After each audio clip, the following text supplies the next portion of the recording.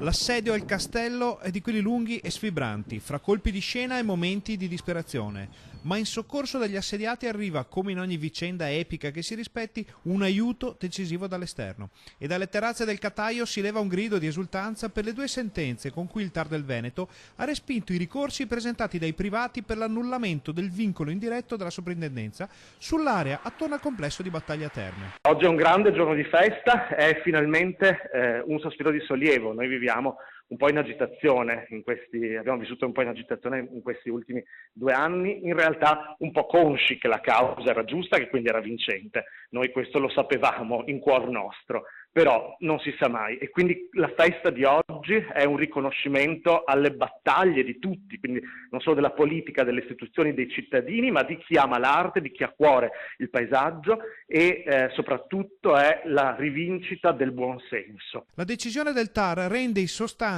non più edificabile l'area sulla quale gravava il progetto di costruzione di un maxi centro commerciale. Noi auspichiamo che questa sia la definitiva pietra tombale dopo tante vicissitudini, dopo un lungo iter da tutte le parti, su tutti i fronti, finalmente arriva una risposta, un'ulteriore risposta delle istituzioni, quindi il TAR si pronuncia e dice che il ricorso fatto dalla proprietà del centro commerciale non è ammissibile, quindi rende valido a tutti gli effetti il vincolo indiretto sul castello del Cataio e sul suo paesaggio.